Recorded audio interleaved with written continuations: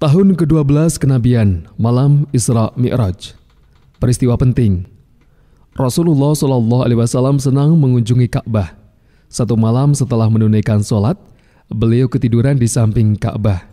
Ketika beliau sedang tidur di Al-Hijr, Jibril datang kepada beliau. Lalu didatangkan kepada beliau bejana dari emas yang dipenuhi dengan kebijaksanaan dan keimanan. Kemudian beliau dibedah dari tenggorokan hingga perut bagian bawah. Lalu perut beliau dibasuh dengan air zam-zam, kemudian diisi dengan kebijaksanaan, hikmah, dan keimanan. Dan didatangkan kepada beliau binatang putih yang lebih kecil dari kuda dan lebih besar dari peranakan kuda dan keledai, yaitu buruk. Setelah itu beliau menungganginya hingga ke Baitul Maqdis. Beliau singgah di sana serta menjadi imam sholat bagi para nabi. Lalu menambat Al-Buraq pada pintu masjid. Kemudian pada malam itu beliau dinaikkan dari Baitul Maqdis menuju langit dunia. Jibril meminta agar pintu langit dibukakan untuk beliau, lalu terbukalah pintunya. Di sana beliau melihat Adam, bapak manusia. Beliau memberi salam kepadanya, lantas dia menyambutnya dan membalas salam tersebut serta mengakui kenabian beliau.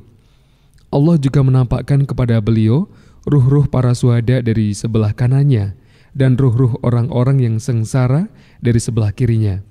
Kemudian beliau dinaikkan lagi ke langit kedua. Jibril meminta agar dibukakan pintunya untuk beliau. Di sana beliau melihat Nabi Yahya bin Zakaria dan Isa bin Maryam, lalu menjumpai keduanya dan memberikan salam. Keduanya menjawab salam tersebut dan menyambut beliau serta mengakui kenabian beliau. Kemudian dinaikkan lagi ke langit ketiga. Di sana beliau melihat Nabi Yusuf, lalu memberi salam kepadanya. Dia membalasnya dan menyambut beliau serta mengakui kenabian beliau. Kemudian dinaikkan lagi ke langit keempat. Di sana beliau melihat Nabi Idris, lalu memberi salam kepadanya. Dia menyambut beliau dan mengakui kenabian beliau. Kemudian beliau dinaikkan lagi ke langit yang kelima. Di sana beliau melihat Nabi Harun bin Imran, lantas memberikan salam kepadanya. Dia menyambut beliau dan mengakui kenabian beliau. Kemudian beliau dinaikkan lagi ke langit ke-6.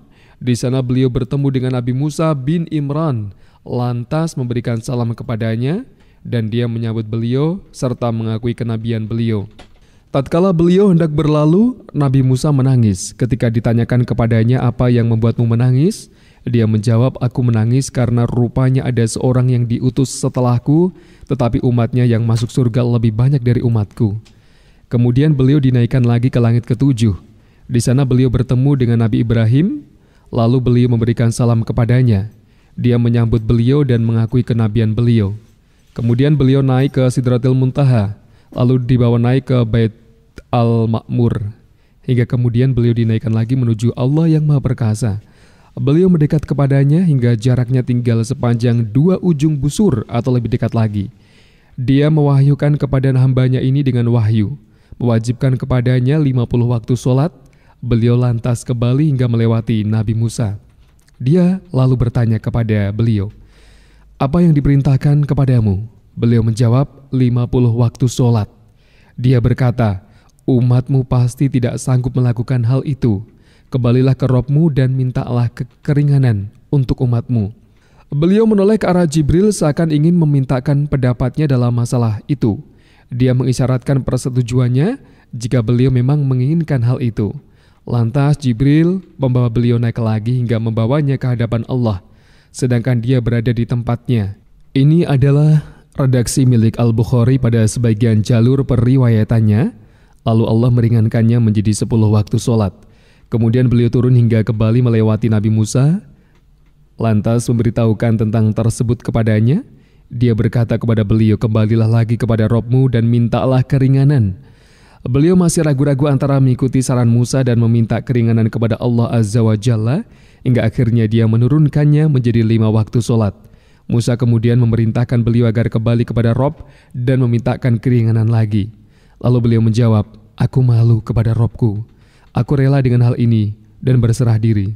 Setelah beliau menjauh, datanglah suara memanggil, engkau telah menyetujui farduku dan aku telah memberikan keringanan untuk para hambaku. Dalam perjalanan ini Nabi SAW melihat dan mengalami kejadian yang bervariasi. Beliau ditawari susu dan khamr, lalu memilih susu. Kemudian dikatakan kepada beliau, engkau telah diberi petunjuk sesuai dengan fitrah. Dalam lafal yang lain, engkau telah mengenal fitrah, sedangkan andai kata engkau mengambil khamr, tentu umatmu akan sesat. Beliau melihat 4 sungai di surga, 2 sungai tampak dan 2 lagi tersembunyi. 2 sungai yang tampak ini adalah sungai Nil dan Efrat, yakni unsur keduanya. Adapun yang tidak nampak adalah 2 sungai di surga. Barangkali makna melihat sungai Nil dan Efrat tersebut adalah sebagai isyarat atas eksistensi Islam pada kedua wilayah di mana kedua sungai tersebut berada. Allahu a'lam. Beliau melihat malaikat-malaik penjaga neraka yang tidak pernah tertawa. Di wajahnya tidak terpancar kegembiraan dan keceriaan. Beliau juga melihat surga dan neraka. Beliau melihat para pemakan harta-harta anak yatim secara zalim. Mereka memiliki bibir seperti bibir unta. Mulut-mulut mereka dilempari dengan sepotong api dari neraka, seperti batu sebesar genggaman tangan, lalu keluar dari dubur-dubur mereka. Beliau melihat para pemakan riba yang memiliki perut-perut yang buncit. Karena kondisi ini mereka tidak mampu untuk beranjak dari tempat mereka. Mereka dilintasi oleh keluarga pengikut Fir'aun saat akan disodorkan ke neraka, lalu mereka diinjak-injak. Beliau melihat para pezina, di antara tangan-tangan mereka terdapat daging yang gemuk dan segar, dan di sampingnya terdapat daging yang bernanah dan membusuk. Mereka memakan yang bernanah dan membusuk tersebut dan membiarkan yang gemuk dan segar. Beliau melihat wanita-wanita yang suka membawa masuk para lelaki asing. Beliau melihat mereka sedang bergelantungan pada payudara mereka.